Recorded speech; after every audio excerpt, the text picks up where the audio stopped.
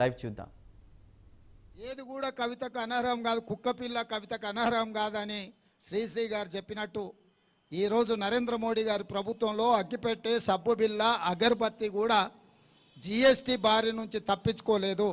చివరికి చిన్నపిల్లలు చదువుకునే రాసుకునే పెన్సిల్, రబ్బర్ మీద కూడా జిఎస్టీ పన్ను విధించి పేదలు చదువుకోని పరిస్థితులు ఈరోజు నరేంద్ర మోడీ గారి పరిపాలనలో కల్పించిండ్రు.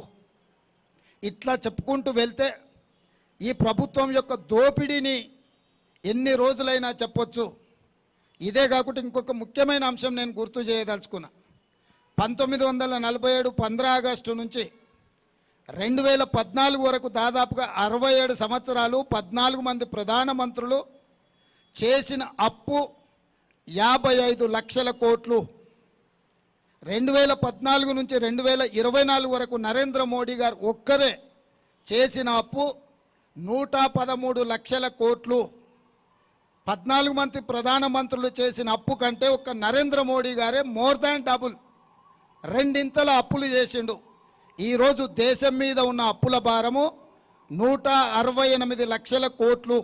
168 లక్షల కోట్లల్లా 55 లక్షల కోట్లు 14 మంది ప్రధానమంత్రులు అప్పు చేస్తే 67 సంవత్సరాలు నరేంద్ర మోడీ గారు డబుల్ ఇంజన్ సర్కార్ ఎంత వేగంగా పరిగెత్తుతుందంటే 10 సంవత్సరాలల్లా 113 లక్షల కోట్ల రూపాయల అప్పు తీసుకొచ్చి ఈరోజు అప్పుల ఊబిలో ఈ నయా భారతాన్ని మొత్తము తాకట్టు పెట్టినరు.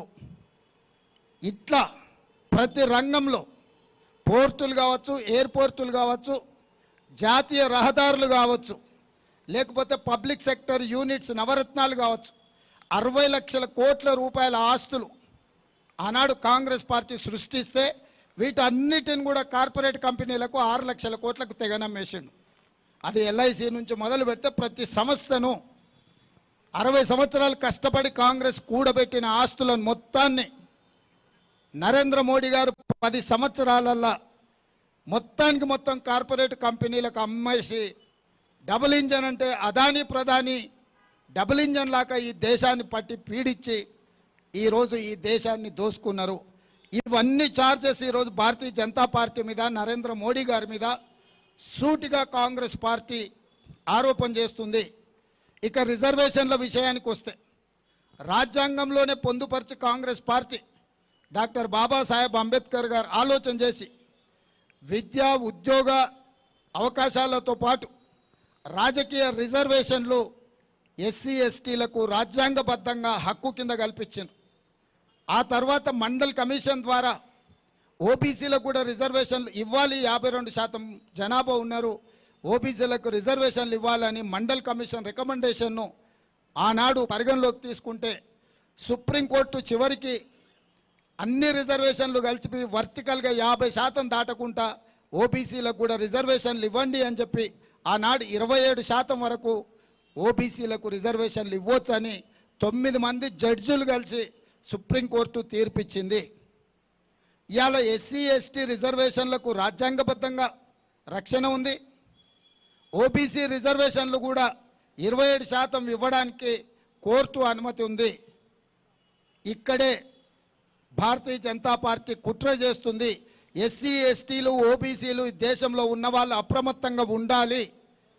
ఆర్ఎస్ఎస్ యొక్క భావజాలము, బీజేపీ యొక్క విధానము ఈ దేశంలో ఉన్న రిజర్వేషన్లను రద్దు చేయడమే.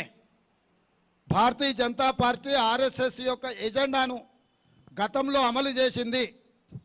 ట్రిపుల్ తలాక్ కావచ్చు, 370 ఆర్టికల్ కావచ్చు, నోట్ల రద్దు కావచ్చు, యూనిఫామ్ సివిల్ కోడ్ కావచ్చు, సిటిజన్ అమెండ్మెంట్ యాక్ట్ కావచ్చు, వీటన్నిటినీ ఆర్ఎస్ఎస్ యొక్క ఆలోచనను, విధానాన్ని భారతీయ జనతా పార్టీ ఒక లోక్సభ, రాజ్యసభలో అన్ని రకాల ఒత్తిడులు తీసుకొచ్చి ప్రతిపక్షాలను లొంగం తీసుకొని వాటన్నిటిని కూడా రద్దు చేసుకుంటూ పోయినరు.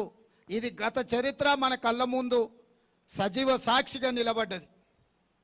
370 రద్దు కావచ్చు, నోట్ల రద్దు కావచ్చు, జిఎస్టీ విధానం కావచ్చు, కామన్ సివిల్ కోడ్ కావచ్చు, యూనిఫామ్ సివిల్ కోడ్ కావచ్చు, సిటిజన్ అమెండ్మెంట్ యాక్ట్ కావచ్చు, ఇట్లాంటివన్నిటిని కూడా ప్రతిపక్షాలు అభ్యంతర పెడుతున్న రైతు వ్యతిరేక నల్ల చట్టాలు కావచ్చు, వీటన్నిటినీ ప్రతిపక్షాలన్నీ గోలబెడుతున్నా పోరాటం చేస్తున్నా కూడా ఈ ప్రభుత్వం రద్దు చేసింది. ఇక వారు రద్దు చేయకుండా మిగిలింది ఎస్సీ ఎస్టీ ఓబీసీ రిజర్వేషన్లు. వాళ్ళ ఆఖరి యుద్ధం ప్రకటించారు ఈ రాజ్యాంగం మీద. ఆ ఆఖరి యుద్ధమే ఎస్సీ ఎస్టీ ఓబీసీ రిజర్వేషన్ల రద్దు. ఈ ఎస్సీ ఎస్టీ ఓబీసీ రిజర్వేషన్లు రద్దు చేయాలంటే 400 సీట్లు కావాలి. 2/3 మెజారిటీతోని లోక్సభ రాజ్యసభలో ఈ బిల్లును ఆమోదింపజేసి అన్ని రాష్ట్రాల మీద ఒత్తిడి తీసుకొచ్చి రిజర్వేషన్లను రద్దు చేయడానికి భారతీయ జనతా పార్టీ కుట్ర చేస్తుంది. 1925 సంవత్సరంలో మొదలుపెట్టిన ఆర్ఎస్ఎస్ 100 సంవత్సరాలు పూర్తయ్యే లోపల ఈ దేశంలో రిజర్వేషన్లను రద్దు చేస్తామనే విధానాన్ని ఆర్ఎస్ఎస్ తీసుకున్నది.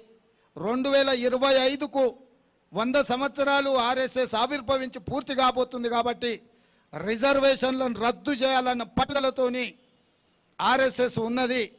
ఆర్ఎస్ఎస్ పెద్దలు చాలా సందర్భాలలో రిజర్వేషన్ల రద్దు విధానాన్ని ప్రస్తావించారు. చాలామంది బీజేపీ ఎంపీలు కూడా ఎస్సీ ఎస్టీ